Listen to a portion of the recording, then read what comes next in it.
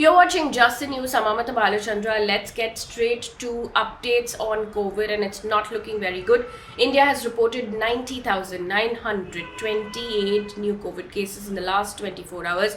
That is 56% higher than what was reported yesterday. Yesterday's numbers were at 58,097 cases. Now, the country's Omicron tally has also gone up to 2,630 in the last 24 hours. Now, if you remember, a 73-year-old man became the first reported casualty of Omicron in Rajasthan, and that was reported just yesterday. The daily positivity rate is now at 6.43%. Now, the center has asked 9 states and union territories to step up testing, and these states and union territories are Tamil Nadu, Punjab, Odisha, Uttar Pradesh, Uttarakhand, Mizoram, Meghalaya, Jammu and Kashmir, and Bihar. Meanwhile, Delhi has logged over 15,000 COVID cases in a span of 24 hours. That's much higher than what was reported on Wednesday. Wednesday, it was at 10,665 fresh COVID cases. The positivity rate is up at 11.88%. Now, Delhi Health Minister Satyendra Jain had earlier said, and I quote, "Delhi is in a comfortable position in terms of hospital bed occupancy. No need for lockdown right now." End quote. Numbers that Mumbai is reporting is also very worrying. It's gone up to over 20,000 COVID cases in a span of 24 hours. Dharavi has reported 107 new COVID cases in the last 24 hours, and this is the highest number of cases reported in a day. Now, yesterday Mumbai had reported over 15,000 cases. Remember, earlier this week, Mumbai Mayor Kishori Pednekar had also said that the authorities will impose a lockdown if cases cross that 20,000 mark. There is no decision on lockdown as of now. We'll update you on that if there is, but only restrictions have been imposed in the state of Maharashtra. According to Mumbai civic body, the BMC has also reported that at least 139 passengers who were on board the Cordelia cruise ship headed to Goa from Mumbai have tested positive for COVID. The test results of 832 samples are currently awaited. Meanwhile, a look at states and union territories imposing COVID restrictions, starting off with Jammu and Kashmir administration on Wednesday imposed fresh curbs. There will be complete restriction on non-essential movement in the entire union territory from 9 p.m. to 6 a.m. till further orders. J&K has reported 418 new COVID cases in the last 24 hours. Meanwhile, Haryana has also imposed fresh COVID curbs. It's imposed restrictions in 6 more districts. The total number of districts that will have to follow these restrictions as of now after this new tally is 11. Now, educational institutions will remain closed across the state. Night curfew will be in place from 11 p.m. to 5 a.m. Malls and markets will operate till 6 p.m., whereas cinema halls, multiplexes and entertainment parks will remain shut.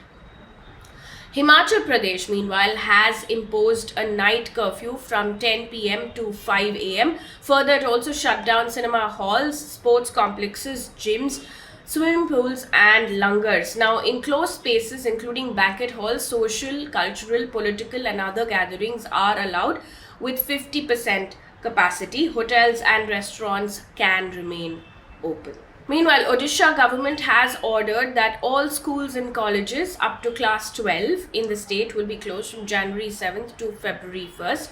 Only fully vaccinated people will be allowed to enter malls and marketplaces. Meanwhile, Maharashtra Higher and Technical Education Minister Uday Samant has announced that offline classes in colleges and universities will be shut till the 15th of February. Meanwhile, the Indian Council of Medical Research Chief Balram Bhargava has raised major safety concerns with regards to Molnupiravir, which is the first antiviral COVID pill. Now, this comes days after the DGCI cleared the pill. While addressing a press conference, Mr. Balram Bhargava said, and I quote, "First of all, the US has approved it based on only 1,433 patients with a 3% reduction in moderate disease when given in mild cases. However, we have to remember that this drug has major safety concerns." End quote. Meanwhile, Bharat Biotech has said that no paracetamol or painkillers are recommended after vaccination with Covaxin. Bharat Biotech has released a statement, and I quote, certain immunization centers are recommending 3 paracetamol 500 mg tablets along with Covaxin for children. Through clinical trials spanning 30,000 individuals, approximately 10 to 20% of individuals report side effects, and most of those are mild, end quote. Meanwhile, the World Health Organization has said that it is dangerous to suggest that Omicron is just a mild disease. Now, infectious disease epidemiologist and WHO's COVID-19 technical lead has said, and I quote, yes, oversimplified narratives can be dangerous. While we see lower risk of hospitalization compared to Delta, to suggest that Omicron is just a mild disease is dangerous. Cases are astounding even with lower risk. We will see hospitals overwhelmed. Please be careful, end quote. Moving on now away from COVID stories, the Congress has announced that it will postpone its women's marathon title Ladki Hu, Lad Sakti Hu across Uttar Pradesh. Now, at least 7 to 8 marathons of the Congress were planned in Noida, Varanasi and other districts of Uttar Pradesh in the coming few weeks. Now, the decision was taken amid a rise in COVID cases.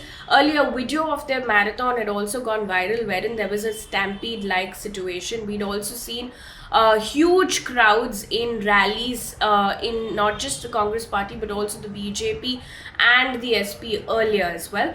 Meanwhile, according to an NDTV report, Uttar Pradesh Chief Minister Yogi Adityanath has also cancelled his rally in Noida on Thursday.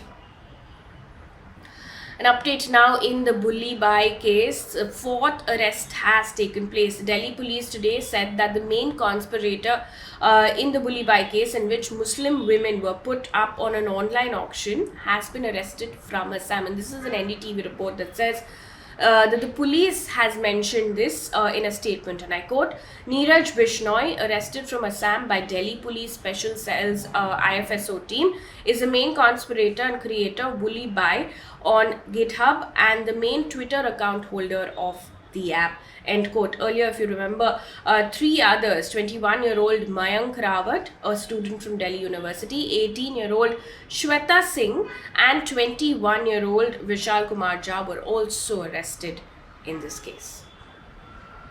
Some tragic news coming in from Gujarat. At least 6 people have died and 22 have been hospitalized following a chemical leak from a tanker in Gujarat's Surat. Now, the workers inhaled toxic fumes leaking from a chemical tanker parked near a factory. In a statement, the civic authorities have said, and I quote, the chemical was being illegally discharged from the tanker when a toxic gas leaked from it and spread to nearby areas, due to which 26 workers present in the dyeing and printing mill and surrounding areas fell unconscious, following which they were rushed to the hospital, end quote.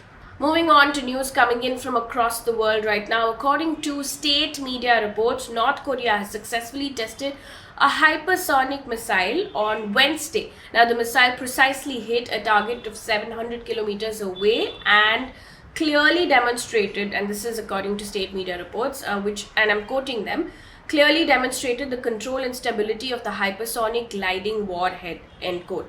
According to the Associated Press, the US military has called it a ballistic missile launch that highlights this destabilizing impact of North Korea's illicit weapon program. This is also a quote. While South Korea and Japan expressed concerns or regrets over the launch, there's been a response though from China. China on its part called for dialogue and said that, and I quote, all parties concerned should keep in mind the big picture and be cautious with their words and actions, end quote.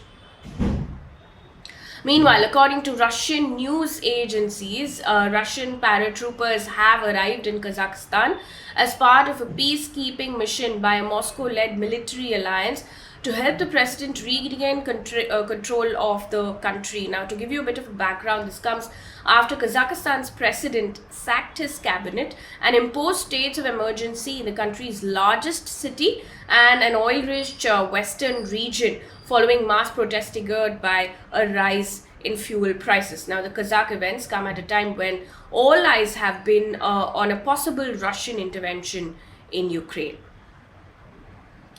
Also in the news, Pope Francis has suggested that people who choose to have pets over children are acting, and I quote, selfishly. According to the BBC, he said in front of a general audience at the Vatican in Rome, and I quote, today we see a form of selfishness. We see that some people do not want to have a child. Sometimes they have one and that's it. But they have dogs and cats that take the place of children. This may make people laugh, but it is a reality. He also added that the practice, and I quote, is a denial of fatherhood and motherhood and diminishes us, takes away our humanity, end quote. Now, this is not the first time the Pope has made such comments. In 2014 also, he said that having pets instead of children was, and I quote, another phenomenon of cultural degradation, end quote. On to sports news right now. Australia has cancelled world number 1 men's tennis player Novak Djokovic's visa on his arrival in Melbourne. Now, Djokovic had said that he got COVID vaccination exemption to play in the Australian Open. Now, the BBC reported that Djokovic was held in the airport for several hours before border officials announced that he had not met entry rules. Now, he's been taken, according to this report, to a government detention hotel and would reportedly be sent back. Now, the Australian Border Force said that Djokovic failed to provide appropriate evidence to meet entry requirements. Well, that brings us to the end of this bulletin. Thank you so much for watching.